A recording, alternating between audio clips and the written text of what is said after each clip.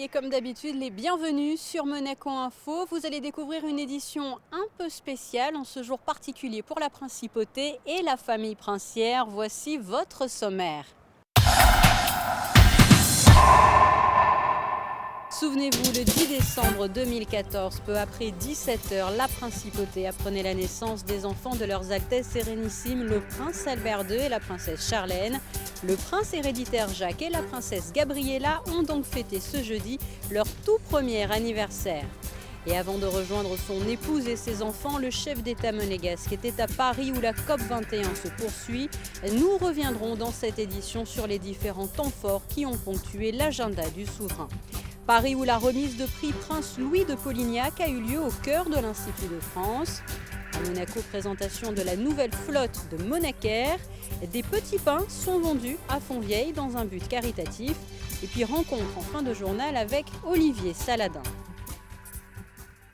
Et nous ouvrons donc ce journal, je vous le disais, avec ce jour particulier pour la principauté et pour la famille princière, puisque le prince héréditaire Jacques et la princesse Gabriella ont célébré ce jeudi leur tout premier anniversaire.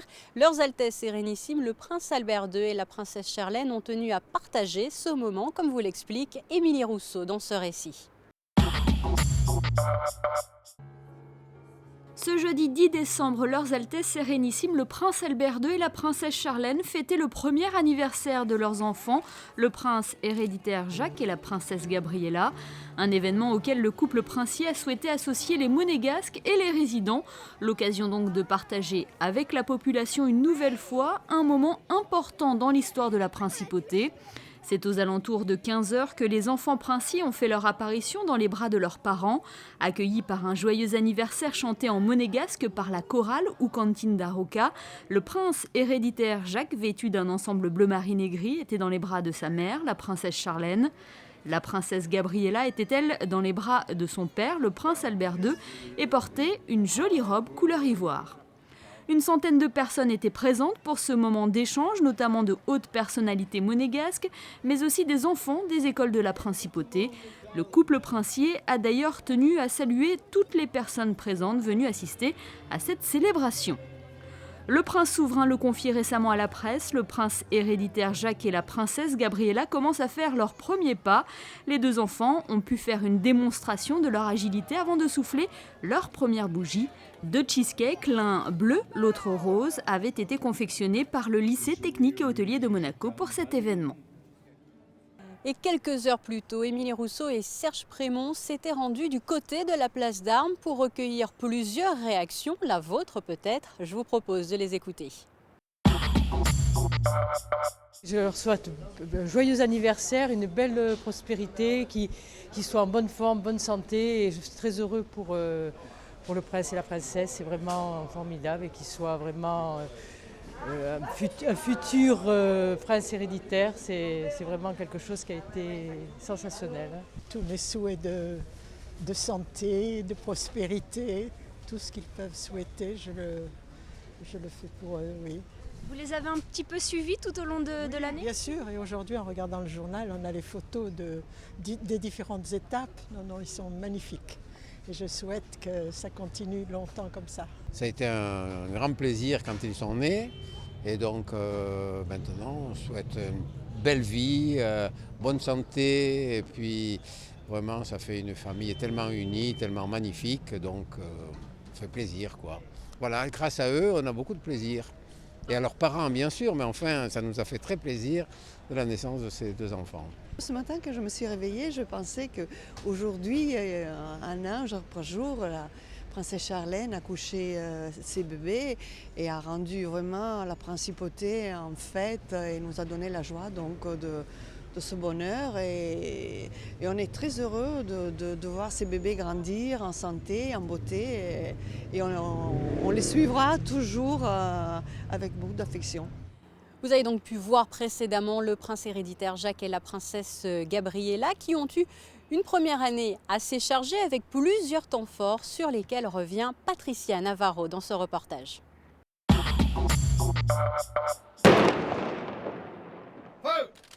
10 décembre 2014, le premier coup de canon qu'attendaient avec impatience les Monégasques résonne. 41 autres suivront. La nuit vient à peine de tomber lorsque la principauté laisse éclater sa joie. Au même moment, un communiqué officiel annonce la naissance du prince Jacques et de la princesse Gabriella. Jacques Honoré Régnier de Monaco devient prince héréditaire. Gabriella Thérèse Marie sera deuxième dans l'ordre de succession au trône. Cette double descendance sera saluée par la population monégasque qui est descendue dans les rues de la principauté pour fêter l'événement et par la presse internationale, la nouvelle faisant la une des journaux dans le monde entier. Le temps de prendre des forces et de rester bien au chaud, c'est le jour de Noël, le 24 décembre, que le prince Jacques et la princesse Gabriella quittent le centre hospitalier Princesse Grace pour rejoindre le palais princier avec leurs parents à quelques heures du réveillon.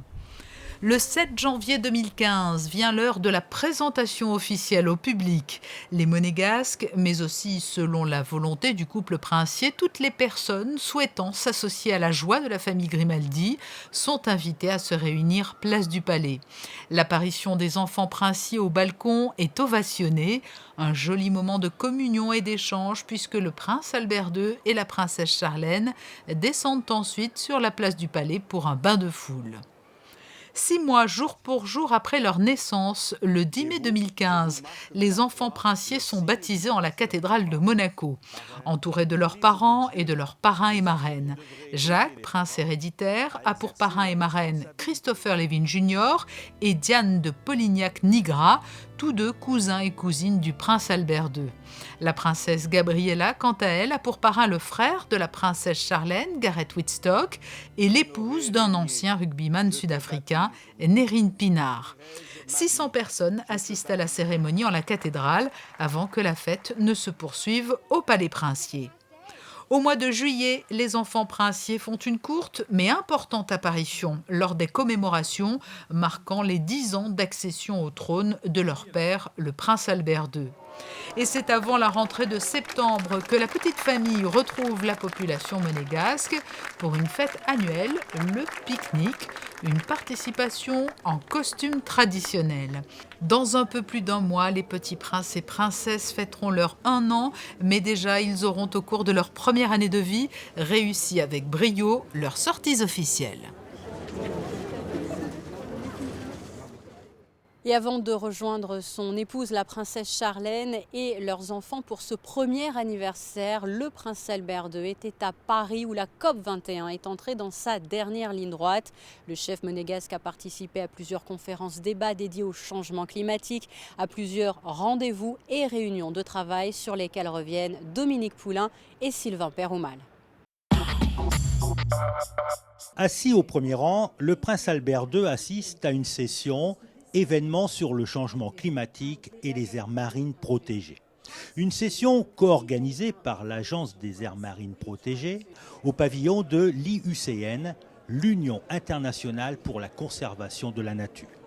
Cette conférence vise à sensibiliser et convaincre les décideurs, les acteurs de l'environnement et le grand public sur l'importance d'investir dans la préservation et la restauration des écosystèmes, qu'ils soient terrestres, littoraux ou marins, et ce, pour lutter contre les changements climatiques. Ce qui est important, c'est que cette conférence reconnaît, je crois pour la première fois, le rôle essentiel que les océans peuvent jouer dans la stabilisation du climat ou dans l'atténuation des évolutions climatiques.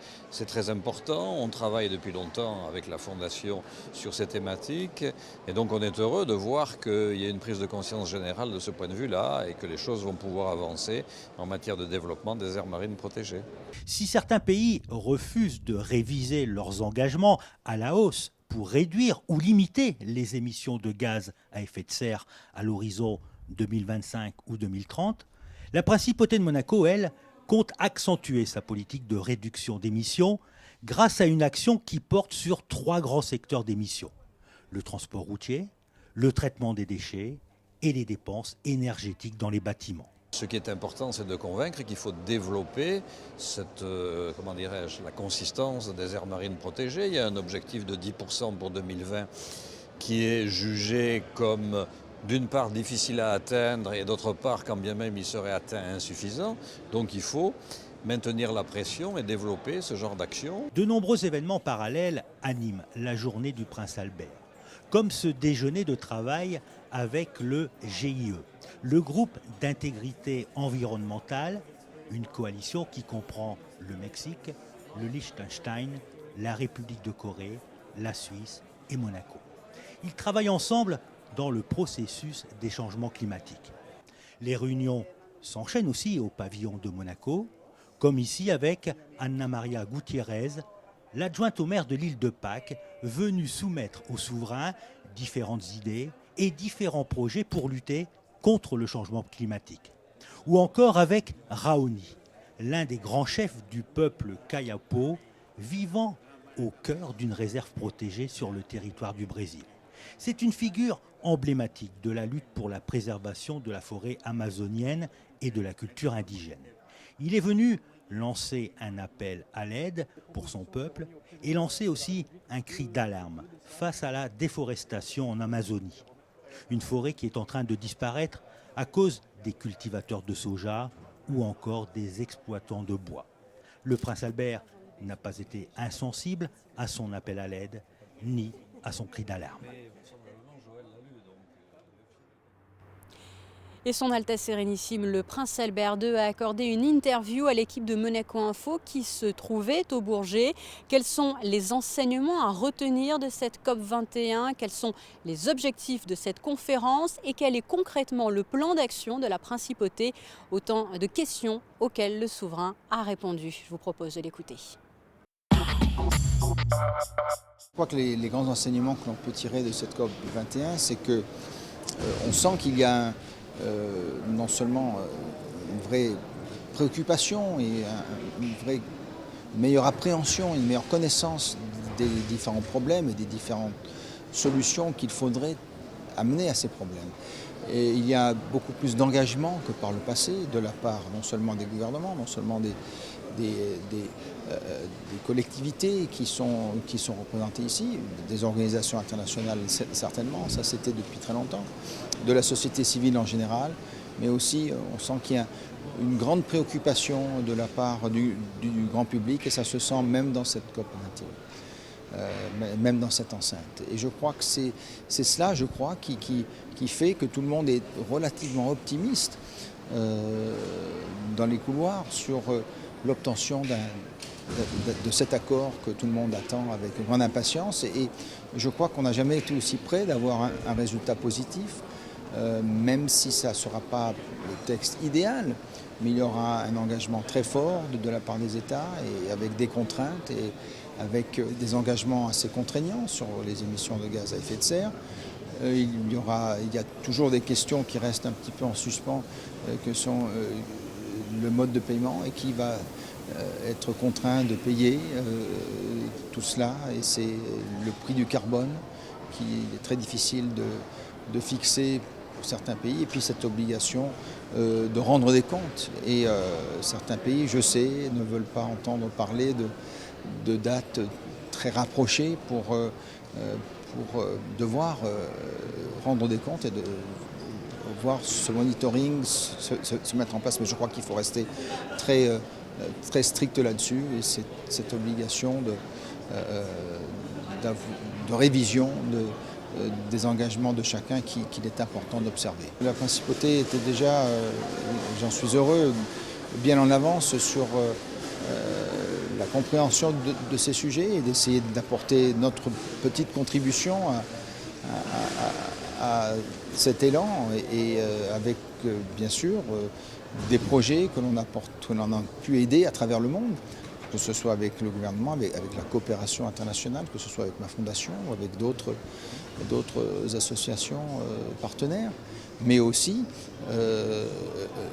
cette volonté que nous avons eue à Monaco de travailler sur des vrais sujets que sont la mobilité propre, que sont le respect de différentes règles en matière environnementale pour les constructions, pour l'emploi de certains matériaux, pour les déchets et j'en passe. Et puis c'est le fait d'avoir pu très tôt fixer des objectifs, certes forts et certes ambitieux, mais que je crois que nous devons atteindre à l'horizon 2030 et 2050 et même au-delà. Et je suis très fier de ce que nous avons pu faire, très fier du fait que nous sommes parmi les pays qui se sont engagés le plus fortement. Mais il faudra bien sûr continuer bien au-delà de cette COP 21 et bien au-delà des autres COP qui suivront, et notamment celle du Maroc qui suivra l'année prochaine. Il y a encore beaucoup de travail à faire, énormément, et beaucoup de gens à convaincre aussi.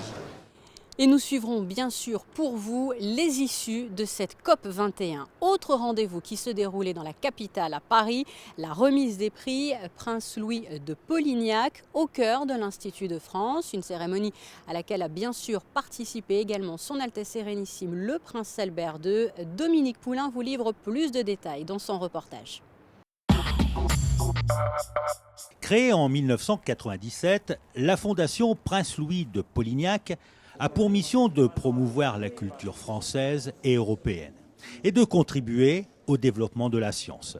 La Fondation a passé une convention avec l'Institut de France et chaque année, depuis 14 ans, elle décerne plusieurs prix. Une cérémonie qui s'est déroulée à Paris, à l'Institut de France. Un rendez-vous annuel placé aussi sous le signe du souvenir en mémoire du prince Louis de Polignac, le fondateur de la Fondation et parrain du prince Albert II de Monaco. Cette année, il appartenait à l'Académie des sciences morales et politiques de nous proposer le lauréat du Grand Prix. Il s'agit d'un éminent philosophe, historien, écrivain. Il a de multiples talents. Il s'agit de M. Olivier Rey, donc nous sommes particulièrement heureux de lui avoir remis ce prix. Le Grand Prix de la Fondation est donc décerné à cet homme. Ce diplômé de l'école polytechnique appartient à la section philosophique du CNRS. Il est aussi membre de l'Institut d'histoire et de philosophie des sciences et des techniques. Je ne travaille pas pour cela, mais quand les choses viennent, effectivement, c'est toujours un plaisir parce que ça montre que on a pu rencontrer un écho. Comment on passe des mathématiques à la philosophie? Parce que ce sont quand même deux mondes bien différents, non? Ce sont deux mondes très différents aujourd'hui où on est habitué à un très grand cloisonnement disciplinaire. Tout est organisé de cette manière, même les études. Dès le collège, le lycée et puis ensuite à l'université, on a un cloisonnement entre d'un côté les lettres, de l'autre côté les sciences, avec la philosophie qui a été versée du côté des lettres et les mathématiques qui ont été versées du côté des sciences. Mais en fait, dans la réalité, on peut voir beaucoup de passerelles entre les mathématiques et la philosophie. D'ailleurs, l'histoire l'illustre abondamment avec un certain nombre de grandes figures qui ne correspondent pas du tout à la séparation qu'on ferait aujourd'hui entre mathématiciens ou philosophes. D'autres prix sont décernés au cours de la soirée. Celui du conseil d'administration. Et pour la première fois, ce sont deux lauréats qui se voient attribuer ce prix. Serge Kaufmann, musicien et compositeur français, et la société thomiste, fondée peu après la fin de la Deuxième Guerre mondiale par le père Mandonnet. Cette société a pour but principal de promouvoir l'étude de la pensée de saint Thomas d'Aquin, avec la volonté de permettre aux jeunes chercheurs d'exposer le fruit de leurs travaux et de le partager avec leurs aînés. La Fondation Prince Louis de Polignac remet également une médaille d'honneur pour récompenser des personnalités de nationalité européenne qui se sont investies dans la préservation du patrimoine architectural français. Ces médailles sont décernées à Philippa et Nicholas Friedland pour la restauration et la valorisation du château de Ténéssus et à Lady Salisbury pour la restauration du château de Saint-Cloud en Provence. La remise des prix se termine par un récital de violoncelle de Virginie Constant.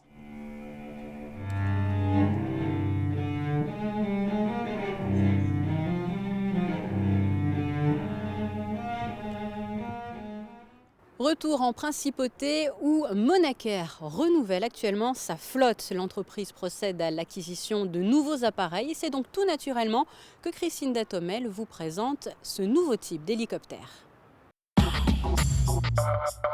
La société de transport monégasque Monacair effectuera désormais la ligne régulière Monaco-Nice. Pour effectuer cette liaison qui débutera dès le 1er janvier prochain, Monacair a renouvelé sa flotte. De nouveaux Airbus hélicoptères s'apprêtent à faire leur entrée. L'un d'entre eux a été présenté en avant-première sur le toit du Yacht Club de Monaco en présence de nombreux représentants du transport aérien. Les nouveaux appareils sont des Airbus hélicoptères, des H130, qui est le nec plus ultra dans la gamme des monoturbines.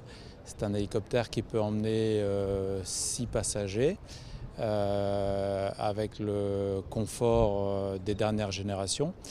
C'est un hélicoptère qui a la sécurité d'un biturbine, puisqu'aujourd'hui tous les circuits, que ce soit électrique, hydraulique, sont doublés. Mais en n'ayant qu'un moteur, ce qui permet d'avoir une machine qui est relativement économique. En dehors de ça, ce qu'on a fait, c'est que cet hélicoptère a été adapté pour l'utilisation sur la ligne et on a mis des soutes élargies. On est les seuls à avoir fait ça en France, voire en Europe à ce jour. C'est une modification qui a été faite par des Canadiens et on l'a adapté à la ligne de façon à pouvoir embarquer le plus de bagages possible. Parce que c'est un problème que l'on a dans le transfert des passagers en hélicoptère, c'est le nombre de bagages. 6 appareils effectueront la ligne Monaco-Nice et à ce jour, Monacair enregistre déjà plus de 7000 réservations. Une ligne attrayante pour la clientèle qui propose un service optimal tant pour les compagnies aériennes que pour les passagers, déjà séduits par l'embarquement à destination finale. Une procédure qui permettra de faciliter le déplacement des usagers. Chaque année, pendant les fêtes de Noël, le Kiwanis Club propose ses petits pains vendus dans un but caritatif. Christine Datomel s'est rendue au centre commercial de Fontvieille où ils sont actuellement vendus.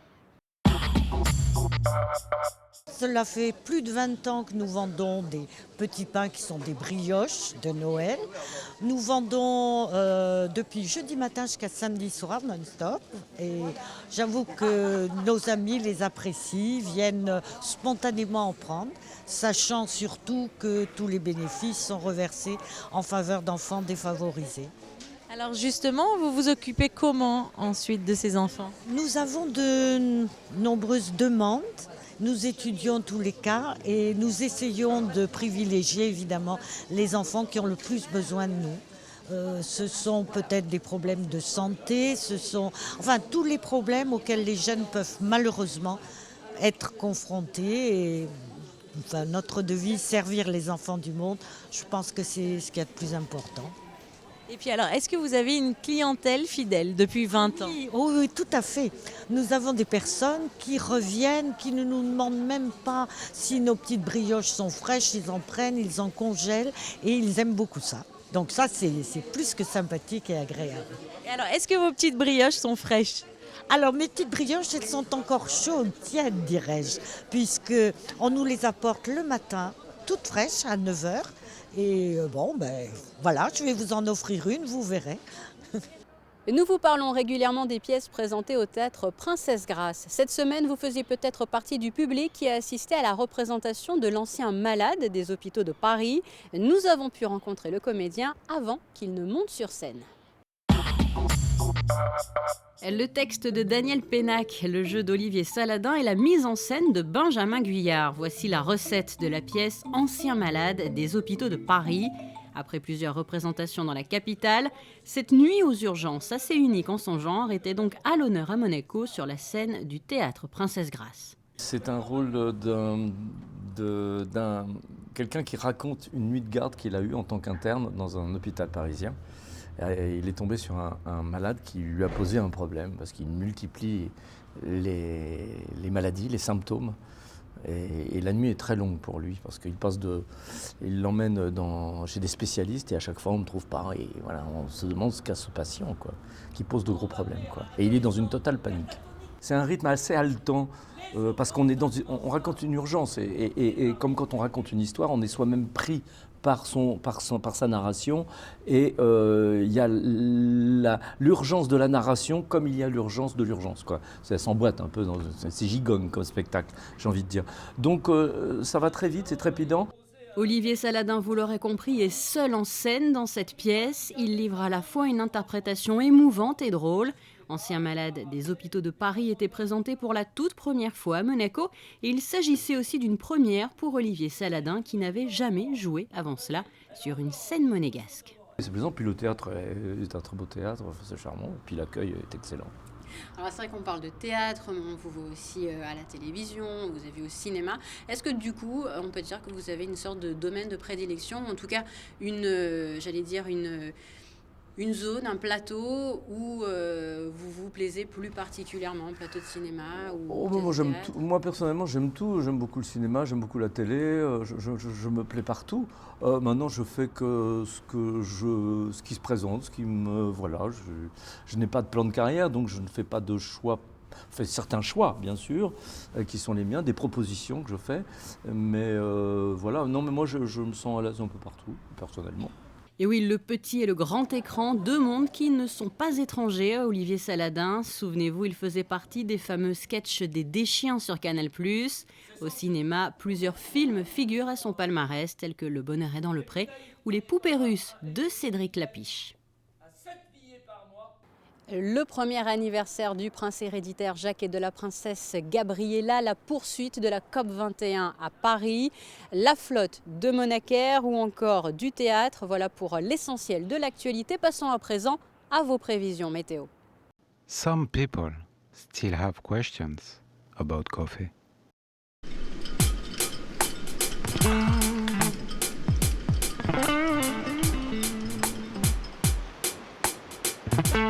Autre chose? Just Espresso Monte Carlo.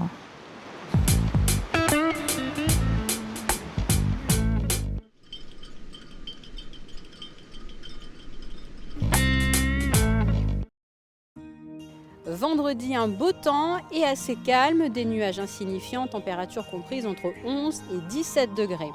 Samedi, davantage de soleil que de nuages, des températures en légère baisse. Dimanche, des nuages bas, sans pluie, comptez jusqu'à 16 degrés pour les maximales. Et puis lundi, des nuages sans grande dégradation importante du temps, percée difficile du soleil et des températures qui devraient rester de saison de 12 à 15 degrés. Some people still have questions about coffee.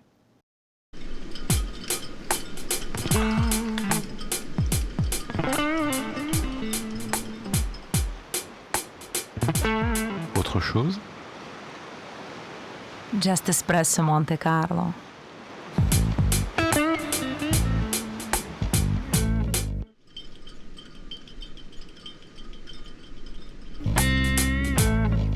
Cette édition touche à sa fin. Merci pour votre fidélité. Je vous laisse à présent avec la suite de votre programme sur Monaco Info. Et vous le savez, l'actualité monégasque, c'est aussi sur le www.monacochanel.mc. À très bientôt.